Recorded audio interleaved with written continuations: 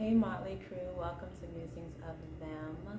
So I'm going to be sharing a story from my life today around what I went through.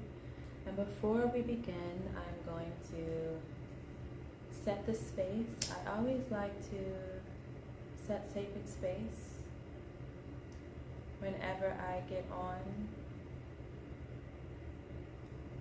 The show of intention, bringing in the energies of being around the fire. Gave you a little something too as well. And I want to set the intention that as I share this story, I do so with love. I do so in truth. The highest truth. And that I speak from a place of authenticity, vulnerability, realness. So the sacred space has been set, the intentions has been set.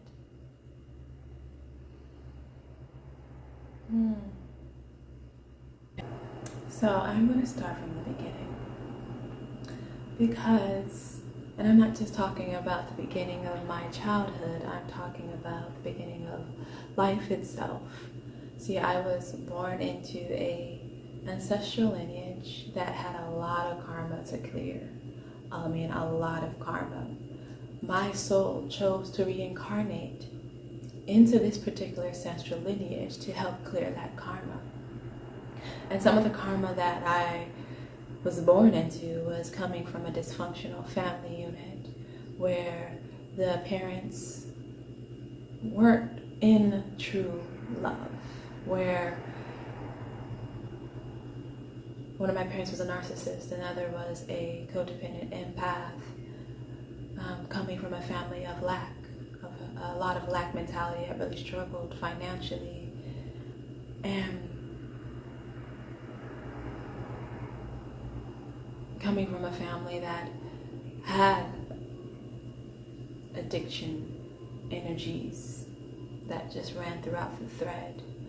And so my ancestors, the ones whose blood run through my veins, had a lot of karma to clear. At one point in the past, I remember my father telling me this story that we come from a descendants of warriors and of a chief, of a king. So on the warrior side, one of the warriors who helped create my village, he got power hungry. And in the power hungriness that he did a magical spell which encapsulated two people within a mound of dirt. And that mound of dirt took their life force, so it killed them. And he used that spell to harness their energy so that he could become more powerful. And so there's a lot of karma woven in my family regarding not only the use of magic and appropriate use of magic for inappropriate means, because I come from a lineage of those who were very strong in their psychic magic abilities, who are traditional healers, diviners, prophets and seers, traditional doctors. And that was called a dibia, shaman, but the word is dibia in my culture. But also this lineage of pain, of dysfunction, of lack. I also come from a lineage where my community was consistently taken from, where the people were stolen, where the family, mothers, brothers, aunts, sisters, chiefs, the farmer, the tradesman, the merchant, were stolen and taken to another land. And so I'm a descendant of peoples whose peoples were stolen as slaves. And the rift that tore in the hearts and the minds of the people who were left behind in their communities, not knowing and unsure where their family members were or what kind of life they would live. And so that's also an ancestral trauma, right? The imprints of colonization, not only in the community, but on the minds and souls of my ancestors. Because in the process, we forgot who we were.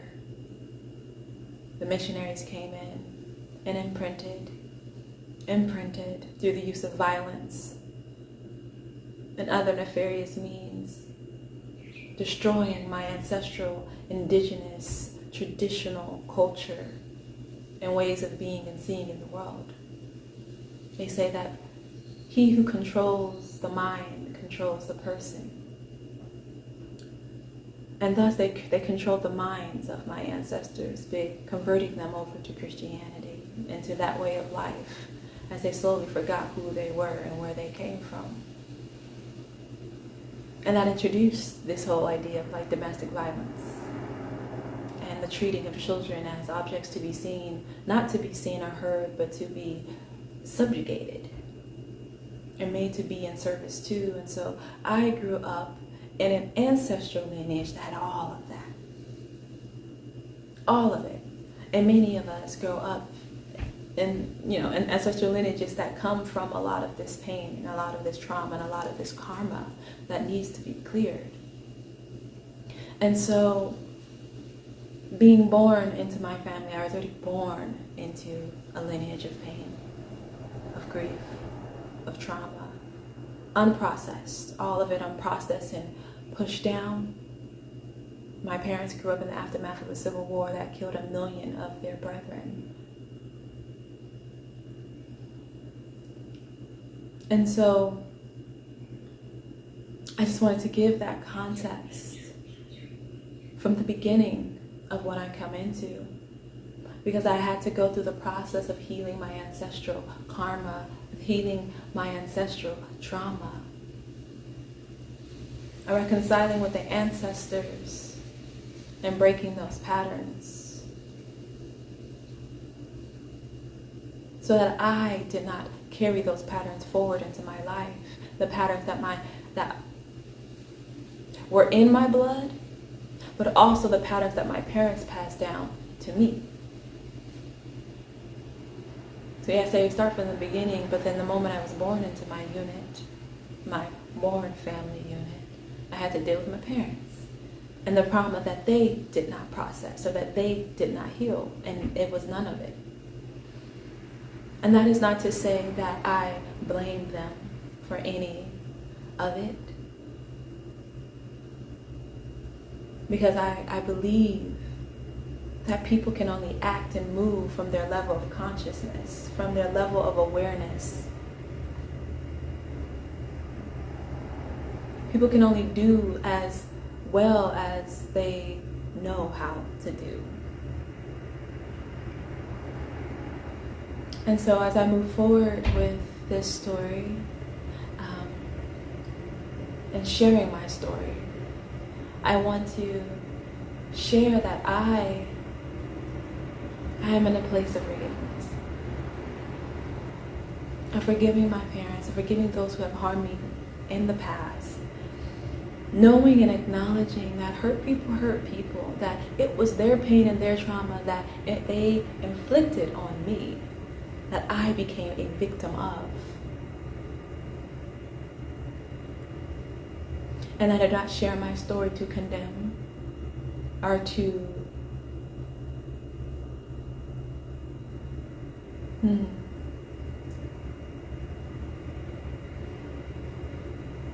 have anyone go throw rocks at another.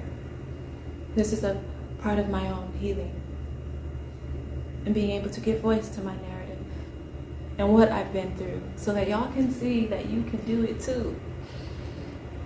And so there's a lot of forgiveness that I've had to experience, that I had to give to myself and to them in the process of healing. Knowing from a higher perspective, right, that my soul signed up for this. My soul looked at this family, was just like, I can help them out. I've been there before, I've done that before, I can help them out. I got this. And my soul is right. I did have it.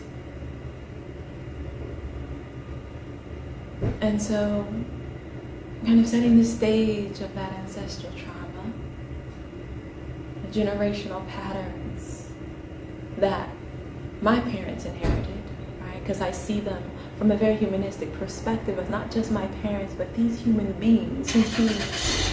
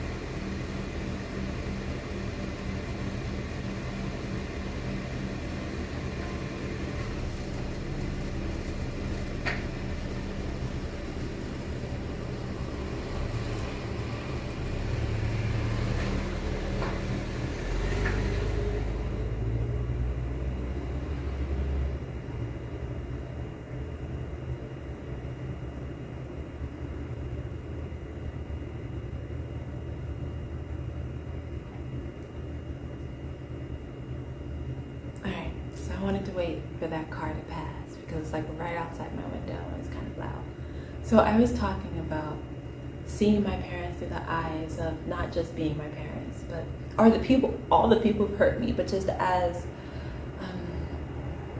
people in their journeys, people in their respective journeys, and kind of detaching myself from the title of like, okay, you're my parent, but more like, no, you are a human being who went through a lot of trauma, who went through a lot of things in your life, and you didn't heal it, and you passed that on to me. And I'm not going to carry that on forward. I'm not going to be the one who allows it to continue forward in my own life. And any offspring that I bring into this world. And so I just wanted to set that stage because I hold them in so much love. And it is love that is unconditional despite the conditional love that I experience from them. And it is very much a love full of wonderful, beautiful boundaries. And so I just want to talk about that.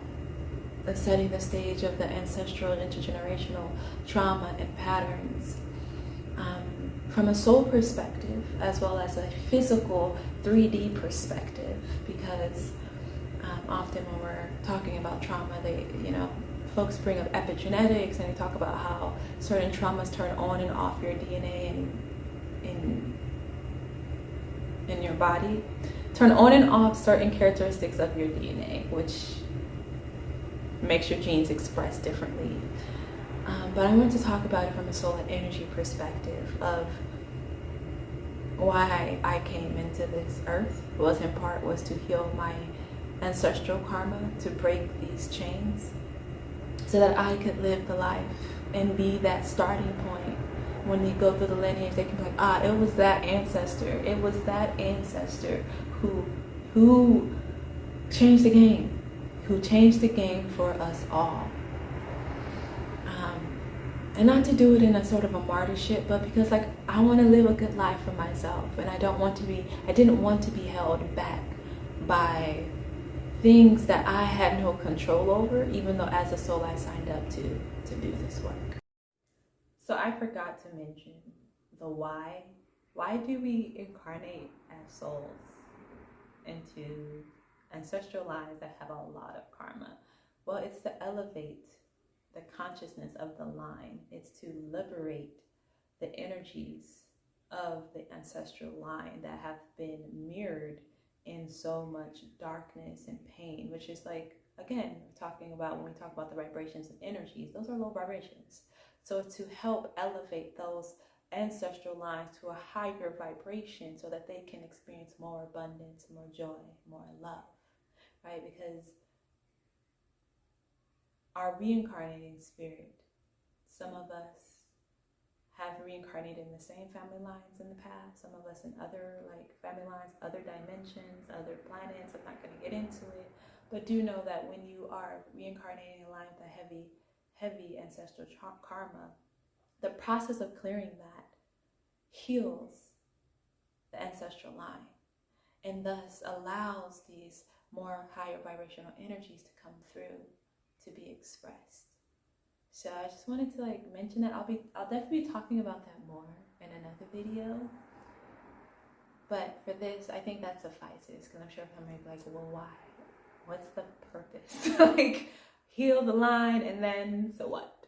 Well, so you can experience joy and abundance and elevate. And so your descendants and those who come after you, even if you don't have them yourself, can experience the same joy and abundance, the possibility of it, right? Because you can't control what the descendants do. Just like we are descendants of our ancestors, they can't control what we do.